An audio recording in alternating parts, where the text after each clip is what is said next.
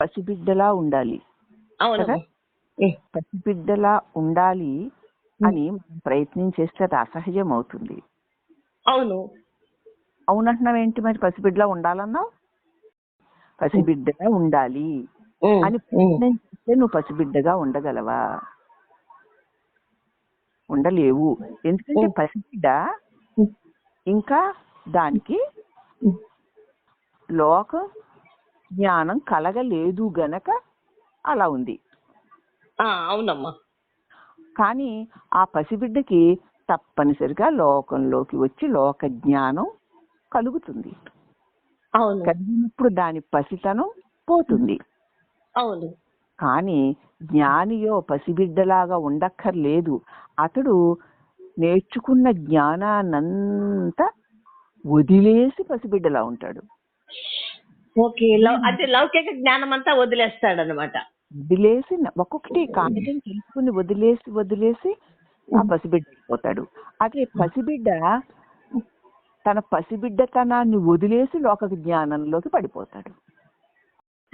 మామూలుగా వాళ్ళ uncle, aunty, అమ్మ చెప్తాను. వాళ్ళందరూ నేర్పిస్తే నేర్చుకోవాలని ఎక్కడుంది? వాడికి ఉందా సంస్కారం కాబట్టి దానిలో వేసుకుంటున్నాడు. వేసుకొని వాటిని తీసుకుని అనుగుణంగా పసితనాన్ని వదిలేస్తున్నాడు. అవునమ్మా. పసిబిడ్డ అన్ని చేరకుండా స్వచ్ఛమైన పరమాత్మే కాదనడం లేదు, కానీ పసిబిడ్డ తన పసితనాన్ని వదిలేసి లౌకికుడు అయిపోతాడు. అవును. జ్ఞానియో తన లౌకికత్వాన్ని అనిత్యత్వాన్ని వదిలేసి తన సహజ స్థితి అయిన పసిబిడ్డగా ఉంటాడు. జ్ఞాని పసిబిడ్డగా ఉండడానికి పసిబిడ్డగా ఉండడానికి చాలా తేడా ఉంది.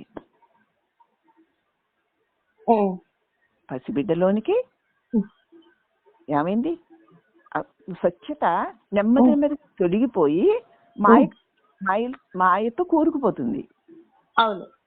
అయితే జ్ఞానియో అన్నిటినీ తెలుసుకొని అన్నిటినీ వదిలేసి తన నిజస్థితి అయిన పసిబిడ్డ స్థితిగా ఉండిపోతాడు. వీడు ఆ పసితనాన్ని వదిలేసి మాయగాడైపోతాడు. ఈ మాయని వదిలేసి ఆయన పసిబిడ్డ జ్ఞాని. ఎంత కష్టం కాదమ్మా. ఇది చూడండి, ఇది ఎంత తేలిక. వాడు మాయగాడు అవ్వడం ఈజీ. ఈ మాయను వదిలేసుకొని జ్ఞానిగా అవ్వడం ఎంత కష్టం అమ్మా. నిజంగాను కష్టమే ఉంది. గురువు చెప్తున్నాడుగా, వదిలే, చేర్చుకున్నవన్నీ వదిలే. ఓకే. అది చేర్చుకున్నటువన్నీ వదిలేయమంటారు. ఓకే. అంటే చూస్తూ అదే వదిలేయడం. ఓకే.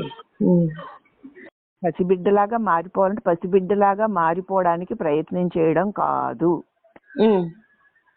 పసిబిడ్డ జ్ఞాని ఒకటే అంటారు గాని ఒకటి కాదు. పసిబిడ్డ తన పసితనాన్ని వదిలేసి సరే లౌకికుడిపోతాడు. జ్ఞాని లౌకికాన్ని వదిలేసి పసిబిడ్డగా ఉంటాడు. వాడు పసితనాన్ని వదిలేశాడు, లౌకికుడిపోయాడు. వీడు లౌకికాన్ని వదిలేశాడు, పసిబిడ్డ అయిపోయాడు. అంతే. వదిలేస్తే పసిబిడ్డ నీ స్వరూపం. కదిలించుకుంటే అది నీ స్వరూపము కానిది, అది బంధం.